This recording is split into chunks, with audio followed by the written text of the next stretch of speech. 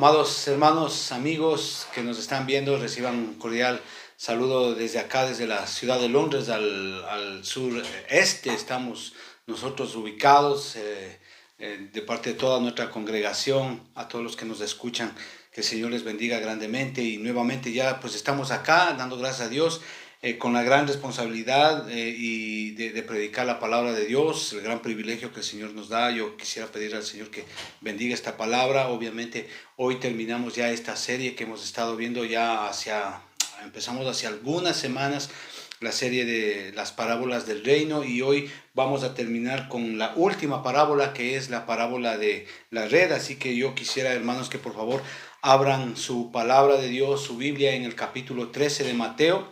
Vamos a leer desde los versículos 47 al 50, ¿no? Que eso es lo que nos corresponde ahora, hermanos. Y bueno, a manera de introducción, amados hermanos, ustedes que nos ven, que se juntan por primera vez, yo siempre les recomendaría, para que entienda bien esta parábola, les recomendaría pues que empiecen desde el primer tema que nosotros empezamos en esta serie, que es el propósito de las parábolas, que bueno, nos remontaríamos hace unas 6 semanas atrás, 5 o 6 semanas atrás, creo yo, algo así, para que usted pueda entender y tener una cronología exacta de cómo es este estudio de las parábolas del reino, que nos han ayudado muchísimo, nos han hablado muchísimo, no solamente a los que somos creyentes, sino también a los que no han sido creyentes y han podido venir a los pies de Cristo en este tiempo.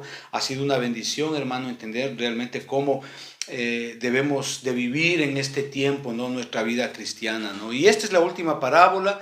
Y obviamente nosotros vemos que en todas ellas el Señor ha mostrado su amor y su misericordia, ¿no? Al mostrarnos o revelarnos cómo es el reino de los cielos acá en la tierra hasta su segunda venida. Es decir, vemos que el Señor Jesucristo nos muestra, como por ejemplo hemos visto a lo largo de estas semanas, cómo el enemigo, ¿verdad? Satanás, el diablo, afecta al mundo trayendo pecado, trayendo disensión, trayendo muerte. De hecho, en el contexto de lo que hemos aprendido, hemos visto que hay más gente que rechaza la palabra de Dios que la que cree en la palabra de Dios, que la que cree en el Evangelio. Pero también, en contraposición a esto, el Señor nos ha mostrado cómo el reino de los cielos, ¿verdad? Cómo el Evangelio, la palabra predicada, afecta al mundo, ¿verdad? Trayendo redención, trayendo salvación, trayendo santificación, ¿no? Esto es obviamente para todo aquel que en Él cree, ¿verdad? Así dice Juan 3:16. Y obviamente esta es la manera en que como las personas que creemos en el reino de Dios podemos ser influenciados, leudados de dentro hacia afuera por la palabra de Dios, ¿verdad? Y en ese sentido también podemos influenciar a mucha gente, ¿no? Familiares, amigos, de tal manera que el reino de los cielos crezca tan grande, como dice ahí en la palabra de Dios, como ese árbol de la semilla de mostaza crece tan grande. Pero también vimos cómo los redimidos, cómo los salvos, ¿verdad? Valoramos tanto, o se valora tanto el reino de Dios, el reino de los cielos, en las vidas de las personas que hemos sido redimidos por Cristo, ¿no? Que estamos en la capacidad, ¿no? de dejar todo por tenerlo todo, lo que representa el reino de los cielos. Obviamente esto es a Jesucristo en nuestros corazones. Es decir, hemos visto que en este contexto la relación con Dios es personal, ¿verdad? Y siempre el Señor va a tratar a lo largo y a lo ancho de las Sagradas Escrituras, siempre va a tratar obviamente de tener una relación personal con el creyente, ¿verdad? Con aquella persona que cree en el Señor Jesucristo. Así que, hermanos, por favor, yo les invito a que abramos la Biblia nuevamente ahí donde estamos, Mateo capítulo 13, del versículo 47 al 50, y vamos a empezar así. Dice la palabra de Dios: Asimismo, versículo 47 del capítulo 13, asimismo el reino de los cielos es semejante a una red que, echada en el mar, recoge toda clase de peces, y una vez llena, la sacan a la orilla y sentados recogen lo bueno en cestas y lo malo echan fuera. Así será el fin del siglo. Saldrán los ángeles y apartarán a los malos de entre los justos y los echarán en el horno de fuego. Allí será el lloro y crujir de dientes. Ok, Como habíamos señalado anteriormente, esta es la última parábola que habla acerca del juicio, habla acerca del infierno, según el versículo 50, ahí los echarán en el horno de fuego, y allí será el llanto y lloro y crujir de dientes, dice. Obviamente, hermano, esta parábola, yo lo digo esto y quiero aclarar, hermano, porque he escuchado muchas interpretaciones de que esta parábola de la red habla acerca de la iglesia y de la institución de la iglesia como institución, perdón, pero yo quiero enfatizar una cosa: aquí no tiene nada que ver la iglesia como una institución, la red no tiene nada que ver con la iglesia, lo vamos a ver, lo vamos a explicar, obviamente siguiendo la misma hermenéutica que el Señor Jesucristo hace, que es impresionante, hermano. Entonces, no hay nada aquí en esta parábola que me indique que la red signifique a la iglesia como institución, no hay nada, hermano, ¿no? De hecho, hermano, el tema acá específico que el Señor quiere mostrarnos es justamente ese, el día del juicio final, y obviamente que es el infierno. Y como entendemos esto, hermano, podemos verlo claramente en las Sagradas Escrituras, hermano, que este tema del infierno es un tema muy recurrente en el ministerio de Jesucristo. Él enseñó este tema, la doctrina de lo que es el infierno a lo largo de todo su ministerio. Él habló acerca del destino final que le espera a cada alma impía, a cada alma que no ha sido redimida por la sangre de Jesucristo. Obviamente esto es a los que rechazan al Señor Jesucristo, ¿no? Es decir, constituye una palabra, por así decirlo, de advertencia para el hombre, obviamente en términos de su destino eterno. Esto tenemos que entenderlo muy, muy claro. Les digo esto, hermanos, porque el Señor Jesucristo habló y enseñó acerca del infierno más que cualquier otro tema que él haya enseñado durante su ministerio. Este es un tema, hermano, que el Señor Jesucristo se preocupó de enseñar muy bien durante su ministerio, es decir, la doctrina del infierno, más que cualquier otro tema que él haya enseñado. De hecho, la doctrina del infierno que el Señor Jesucristo enseña, él lo hace más que cualquier otro autor en las Sagradas Escrituras, en la Biblia. Este es un tema, hermano, que no con frecuencia es asociado con el Señor Jesucristo, hermano. Les digo esto, hermano, porque desgraciadamente hoy en este tiempo no se predica acerca de esta doctrina del infierno. Porque predicar acerca de la doctrina del infierno es igual a predicar también acerca del pecado, ¿sí? Entonces, esto es un tema, hermano, que hoy no se ve, no se enseña, no se predica. ¿Por qué, hermano? Desgraciadamente, hermano, porque esto genera muchos problemas en la iglesia. Hay líderes, hay pastores que no lo hacen por miedo a que la gente se vaya de la iglesia. Si tú eres un pastor, tú eres un líder de una iglesia y estás escuchando esto, yo, hermano, de todo corazón te animo a que prediques esto, porque esto es la verdad. Y este es un tema muy especial, este es un tema doctrinal que la congregación debe de saber, porque junto al tema, a la doctrina del infierno, también está la doctrina del pecado. Ambos van juntos. Y si nosotros no enseñamos eso, pues yo creo que estamos evitando la verdad. Entonces, les digo esto, hermano, porque hoy incluso se enseña que no hay infierno. Se dice que no hay infierno en los colegios, en las escuelas, en las universidades. Enseñan que no existe Dios, no existe infierno. Obviamente, y que este asunto del infierno es un mito, es una invención antigua de los tiempos de antaño, y que obviamente después de que una persona muere, pues no pasa nada, no hay nada, hay un vacío.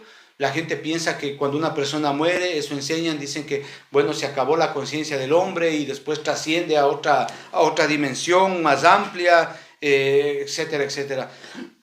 Perdón, yo pues obviamente la gente puede decir lo que quiera, pero lo que diga la gente, eso no quiere decir que no exista. La palabra de Dios me dice que eso existe y es. Y eso algún día usted y yo vamos a tener que enfrentarlo, hermano, y eso es de lo que precisamente se trata este mensaje hoy día.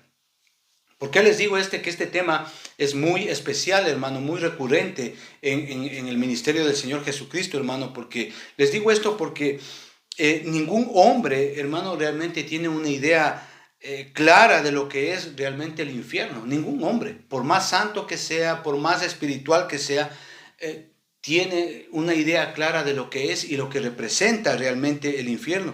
Ni siquiera la pesadilla más horrenda, más horrible, puede describir realmente lo que es el infierno. Ni siquiera los crímenes más serios, más horrendos, más funestos que nosotros hayamos visto pueden producir el terror que realmente tiene el infierno. No, es decir, no hay dolor, no hay angustia, no hay pánico, no hay terror que el hombre haya experimentado aquí en la tierra, ¿sí? Comparado a lo que va a experimentar en el infierno. Y esto, hermano, es algo muy, muy serio que nosotros debemos de tratarlo y enseñarlo. ¿Qué es lo que nosotros vemos acá? Que el Señor nos muestra cómo será el periodo, ¿sí?, del mundo hasta que llegue ese día final. Como dice el versículo 49 y 50, así será el fin del siglo, dice. Es decir, es un periodo, el Señor nos muestra, y eso lo estamos viendo hoy día. Tanta maldad que hay en todo lado, a todo nivel, hermano, corrupción, degeneración. El Señor nos muestra ese periodo, ¿verdad? Dice, así será el fin del siglo. Saldrán los ángeles y apartarán a los malos de entre los justos y los echarán en el horno de fuego, y allí será, dice, el crujir de dientes. Impresionante, hermano. Obviamente este tiempo que nosotros estamos viendo, que el Señor nos permite ver, que está pasando, hermano, es dentro obviamente de la soberanía de Dios, que está permitiendo que tanto el bien y el mal crezcan juntos durante este periodo hasta justamente el día final. Pero el día final va a venir, y ese día final va a venir juntamente con un juicio, es decir, una separación eterna entre los condenados y los redimidos. Y déjeme decirle esto, cada hombre y cada mujer de este planeta estamos yendo a ese punto inevitable de ese día del fin del mundo, del fin de los tiempos. Y de esto obviamente se trata esta parábola, de hablar justamente de ese día y de ese momento en que los justos y los injustos van a ser separados. Unos van a ser llevados al cielo y otros van a ser echados fuera al llanto y crujir de dientes, es decir, al infierno. Dicho esto, a manera de introducción, hermanos, veamos cómo el Señor Jesucristo nos presenta esta escena. Veamos cómo el Señor Jesucristo nos enseña. Y dice ahí, versículo 47, dice, asimismo, dice, el reino de los cielos es semejante a una red que echada en el mar recoge, dice, toda clase de peces. Es decir, la ilustración, ¿verdad?, que el Señor Jesucristo nos muestra aquí es de algo muy común. Esa es la manera en que el Señor Jesucristo presenta esta parábola, de algo muy común, de algo muy cotidiano en ese tiempo. Era un estilo de vida para mucha gente en ese tiempo, ¿verdad? Incluso algunos de los discípulos del Señor Jesucristo tenían esta profesión, eran pescadores. Es decir, ellos sabían de lo que se trata. Pero aquí yo quisiera enseñarles algo, amados hermanos, porque la palabra red que el Señor Jesucristo utiliza aquí, dice, asimismo el reino de los cielos es semejante a una red. Ahora, entienda bien esto, hermano. La palabra que utiliza como red aquí el Señor Jesucristo es única. ¿Sí? En el tiempo del Señor Jesucristo había tres maneras de pescar. La una era con un anzuelo y con una caña de pescar, ¿verdad? Se lanzaba y se cogía el pez, ¿verdad? Pero ese es el ejemplo que el Señor Jesucristo le da a Pedro y le dice, oye, anda, pesca, y el pez que cojas va a tener una moneda, ¿verdad?, en la boca, y con eso anda y paga los impuestos. Esa era la una manera de pescar. La otra manera de pescar era justamente con una atarraya, ¿verdad? Era una red grande, circular, ¿verdad?, que era amarrada aquí, una punta en el brazo, y con la otra se lanzaba, ¿sí?, al mar. Es cuando el Señor Jesucristo les dice que sean pescadores de hombres. Ahora, esta atarraya para pescar era muy especial porque se requería conocimiento, precisión para hacerlo, sabiduría para hacerlo, porque cuando era lanzada, el pescador tenía que conocer bien dónde estaban el banco de los peces y en el momento preciso él coger, jalar y sacar los peces. Pero la palabra que él utiliza aquí, esta red, es totalmente diferente a estas dos. Es única, es diferente. De hecho, es la única que se emplea aquí. Esta red, que se llama sagene o segene en el original griego, es muy, muy particular. Es una red que se ponía un poste, un mástil en la orilla, ¿sí?, y se amarraba la red, y la otra punta de la red se le ponía en el barco a unos 800, 500 u 800 metros de distancia, ¿sí? Amarrada a la otra punta del barco. Es decir, esta red era sumamente larga, grande, ¿no? Tenía una característica especial, ¿no? Que obviamente en la parte de arriba esta red tenía unos flotadores, pero en la parte de abajo tenía las pesas como piedras, ¿verdad? Para que obviamente permanezca hundida. Entonces, ¿qué es lo que sucedía con esta red que Sahene o Sehene, que se llama, ¿verdad? ¿Qué es lo que hacía? El barco que estaba a 500 o 800 metros, es decir, era una red sumamente grande, ¿verdad?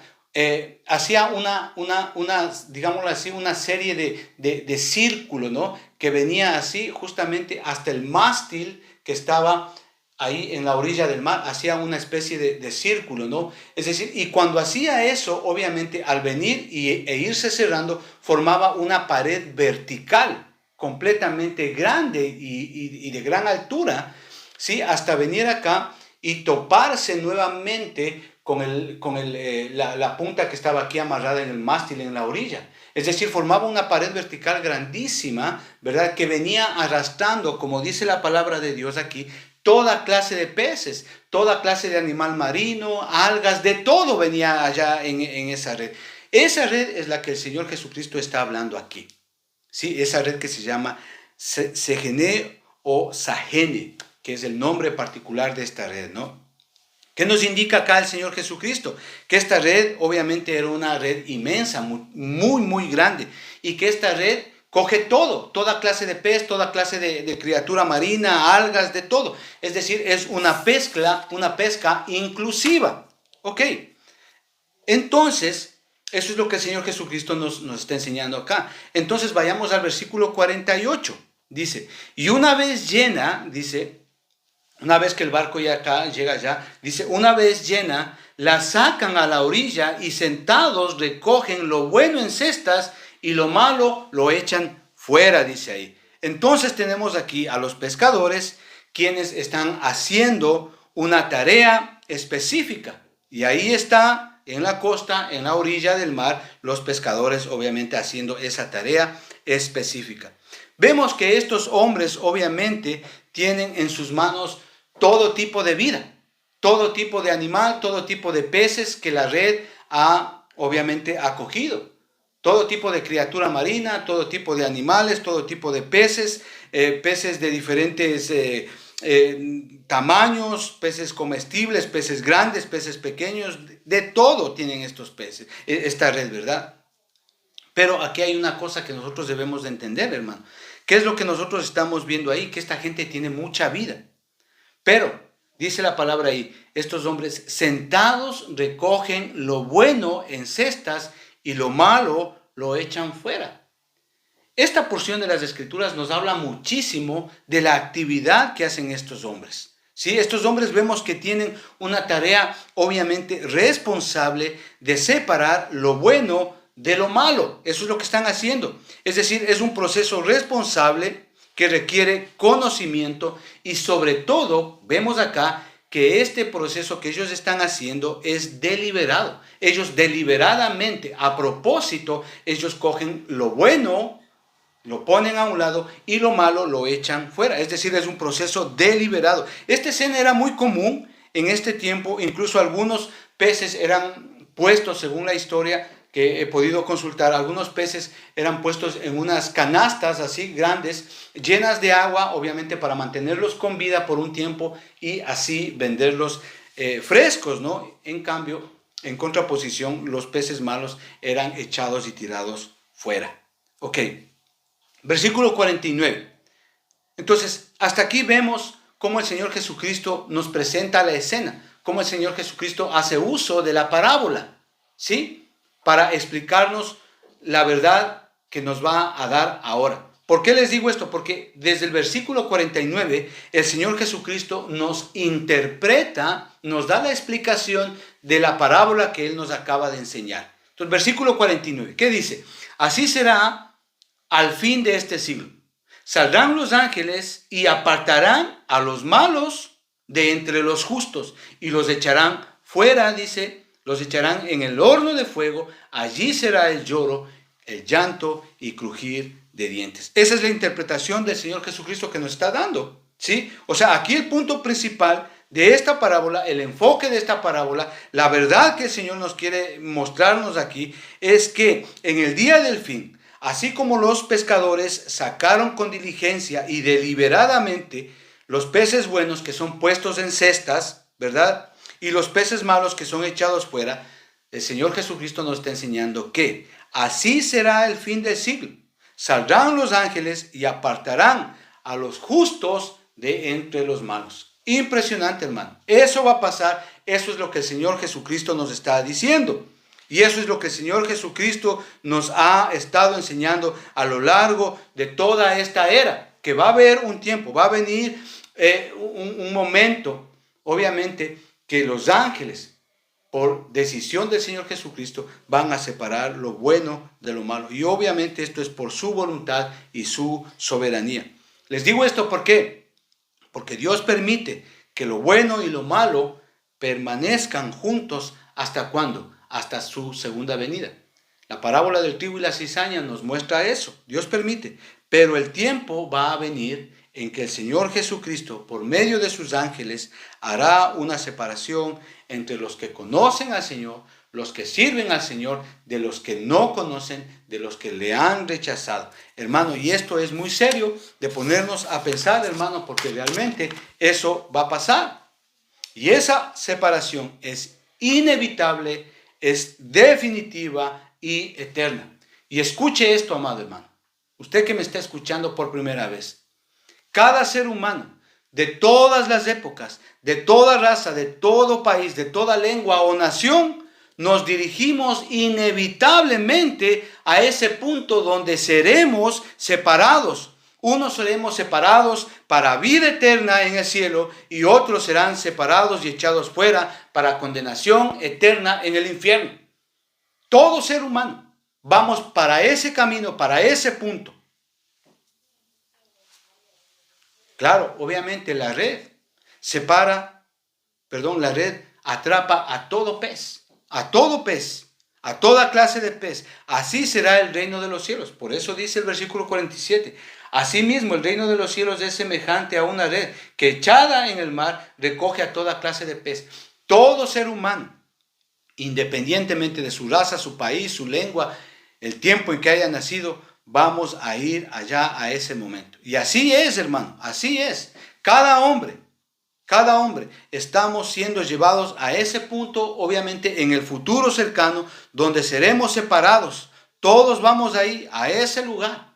Nadie puede evitar el no ir a ese momento de separación que va a tener el Señor Jesucristo con sus ángeles. Nadie va a poder evitar ese tiempo y ese lugar.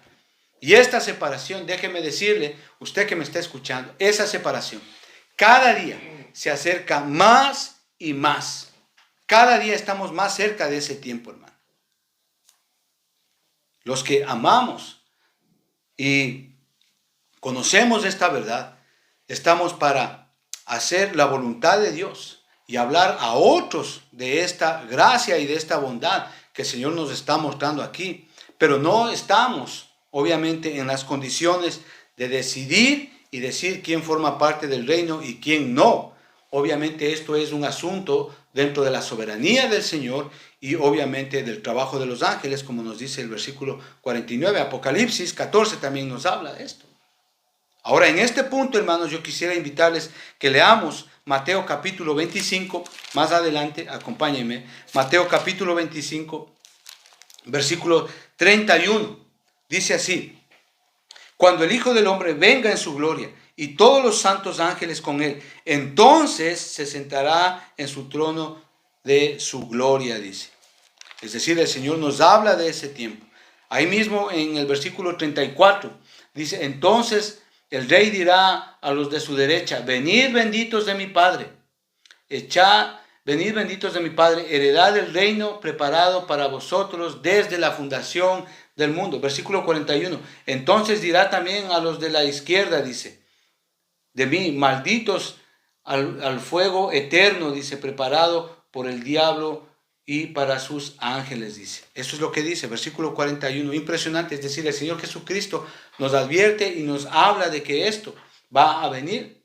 Entonces, versículo 34, les leo nuevamente. Entonces el rey dirá a los de su derecha: venid, benditos de mi Padre, heredad del reino que ha sido preparado desde antes de la fundación del mundo. Y luego en el versículo 41 dice: entonces dirá también a los de la izquierda, ¿sí? Apartaos de mí, malditos, dice, al fuego eterno, preparados para el diablo y para sus ángeles. Hermano, eso es lo que hay, eso es lo que dice la palabra de Dios, ¿verdad?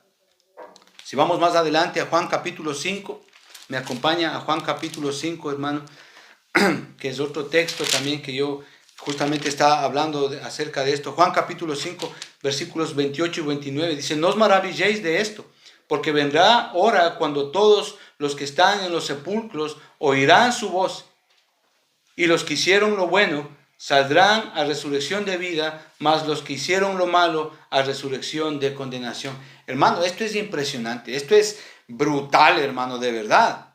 ¿Por qué, hermano? Porque vendrá un día en que todo hombre, hermano, va a resucitar. De toda época, de toda nación, de toda lengua, hermano, va a resucitar, dice ahí la palabra. Y en ese día van a ser separados. Unos para condenación y otros para salvación, hermano. Es decir, en este día del juicio final, va a ser en que todo hombre, hermano, de toda época resucitará. Y su destino final será establecido.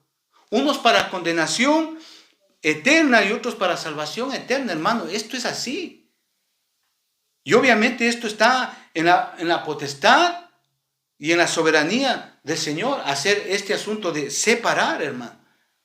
Y la palabra de Dios me habla acerca de esto, hermano. Obviamente, mientras que la parábola del trigo y la cizaña enfatiza, obviamente, la coexistencia del bien y el mal hasta el día del juicio, hasta el fin de los días, obviamente dentro de la soberanía de Dios. Aquí esta parábola de la red nos enfatiza la separación de lo bueno y lo malo en el día del fin, en el juicio final. Y esto es lo interesante aquí, hermano, pero obviamente estas dos parábolas nos muestran la misericordia del Señor, porque Él nos ama. Él nos advierte de este día que seguro vendrá. Él enseñó muchas veces acerca de esto, hermano, mostrando su preocupación, hermano, para que el hombre no sea condenado y no vaya al infierno. De regreso ahí a Mateo capítulo 25, si me acompaña usted, por favor, Mateo capítulo 25. Vemos esa preocupación del Señor Jesucristo por esto, hermano. Versículo 13, el Señor nos advierte. Velad pues, dice. Es decir, el Señor Jesucristo, Él se preocupó para que ni tú ni yo vayamos al infierno o seamos echados fuera en ese día. Dice: velad pues, porque no sabéis el día ni la hora en que el Hijo del Hombre ha de venir. Tenemos que velar.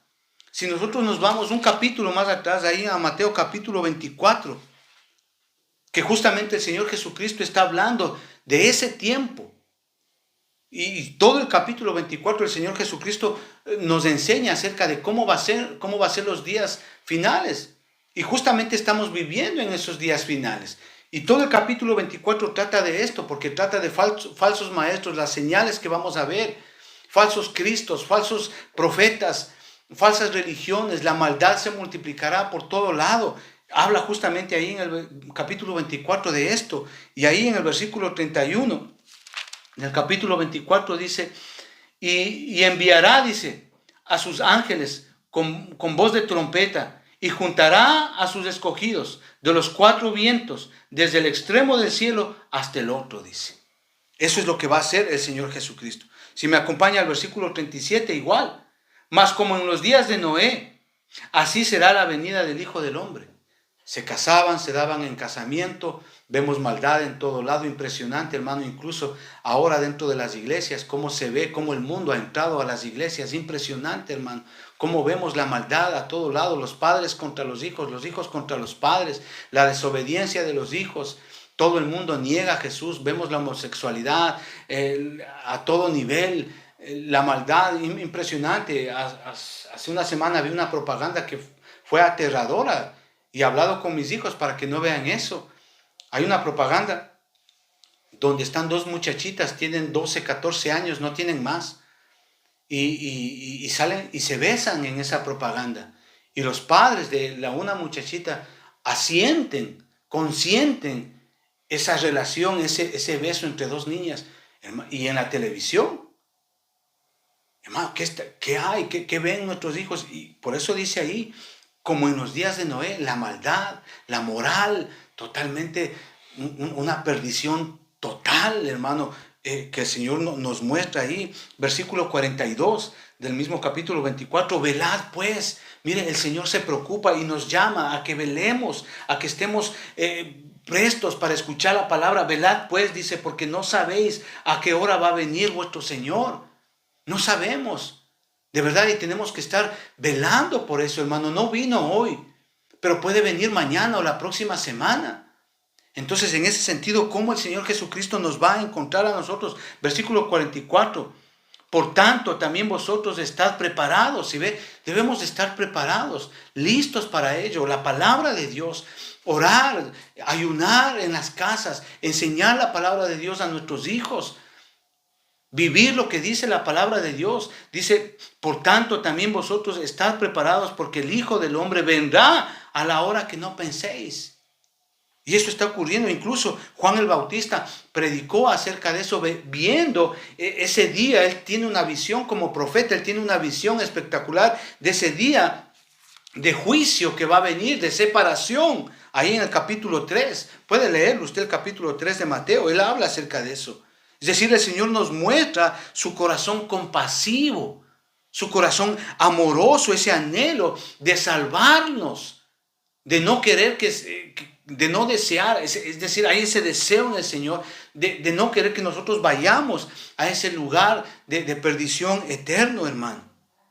Vemos el amor del Señor Jesucristo. Ahí, si usted me acompaña al libro de Ezequiel, capítulo 33 y versículo 11, la Nueva Versión Internacional, me encanta esta traducción porque lo habla de una manera más directa, más elocuente, por así decirlo, ¿no? Ezequiel capítulo 33 y versículo 11.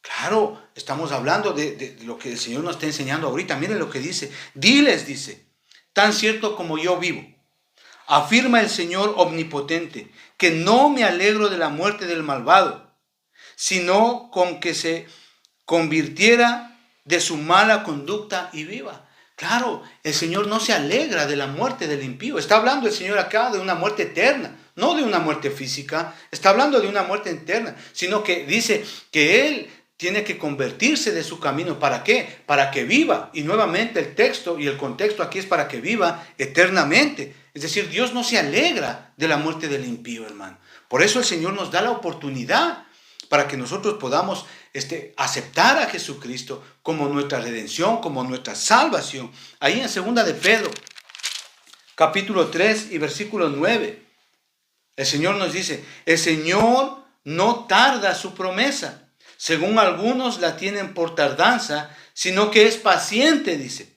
para con nosotros, no queriendo que ninguno perezca, sino que todos procedan al arrepentimiento.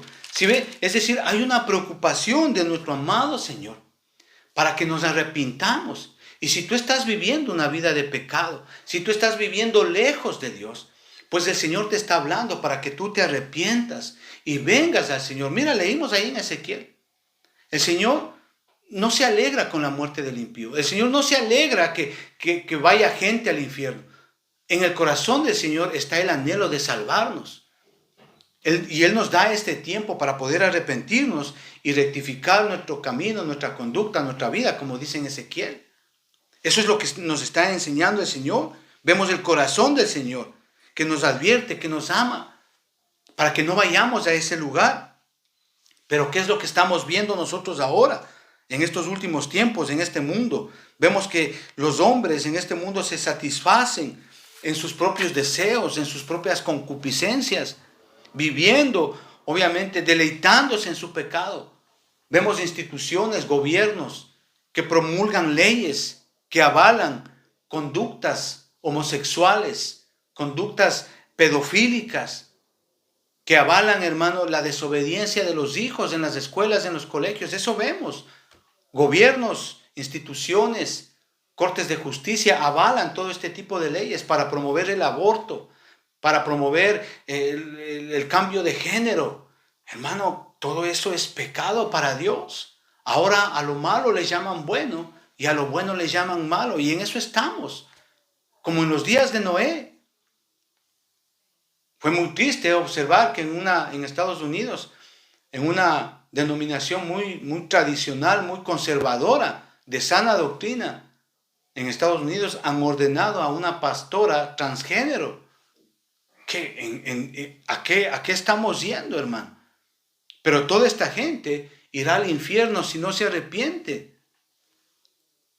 Y vemos gente que vive para sí, acumulando riquezas terrenales, engañados por las religiones, creen que conocen a Dios, pero el Dios detrás, obviamente, de estas religiones es Satanás, que los llevará al infierno. Y en esto los católicos son campeones, enseñando realmente herejías. O sea, hermano, cuando yo leo la Biblia, la palabra de Dios me muestra que Dios es un Dios de absolutos. O sea, no es un Dios relativo, es un Dios de absolutos, de 100%, hermano. O sea, o eres frío o eres caliente, no hay tibio. Que tú sí sea sí, que tú no sea no. Hay dos caminos, el camino estrecho y el camino angosto. Si ve, Dios es un Dios de absolutos. Pero en este sentido y con respecto a la doctrina del infierno, hermano, los católicos han inventado este asunto del purgatorio. Y que tú puedes pagar una misa, tú puedes rezarle a tal virgen, a tal santito, y que de esa manera, pues, el alma de tu ser querido, de tu abuelo, de tu mamá, de alguien que está querido, puede salir de ese lugar del purgatorio y evitar el infierno en el juicio final. Hermano, eso es herético, eso no es bíblico. Hay dos cosas, hay cielo y infierno, ya está. Y los ángeles en el día final van a venir y van a recoger a los justos de los injustos, ya está, no hay más. La Biblia no enseña que por algún santo, por alguna virgen o por algún rezo tú puedas librarte del infierno. La Biblia no dice eso. O que porque de pronto tú eras una buena persona y hacías caridades a esto, a este otro. Y gloria a Dios que has hecho buenas obras, pero las buenas obras no nos llevan al cielo. Hay un solo camino para llegar al cielo, que es Cristo. Y hay un solo camino para evitar ese infierno, ese lugar de lloro, de llanto, de angustia increíble, nunca antes imaginado por ningún hombre. Y ese camino justamente es Jesucristo, para evitar ese lugar, como dice ahí en el versículo 50. Y toda esa gente va a ir a ese lugar, hermano, si no se arrepiente. Versículo 50 dice, y los echarán en el horno de fuego, y allí será el lloro y crujir de dientes. Y esto es aterrador y real para cada ser humano, y créame, esto va a pasar. Esto va a pasar, es aterrador, tan aterrador el hombre que obviamente el hombre consciente o inconscientemente siempre ha tratado de negar su existencia, de obviar su existencia, de evadir su existencia. ¿Por qué? Porque es algo inconcebible para el ser humano.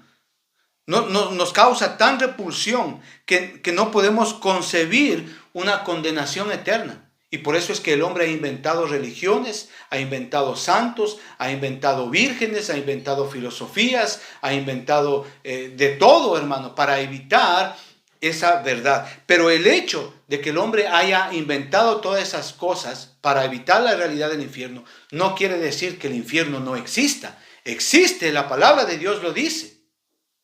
Y un día, usted y yo que me está viendo, vamos a estar justamente en ese día y vamos a ser separados, unos para verdad, para justicia, para redención eterna, y otros para juicio y condenación eterna, hermano.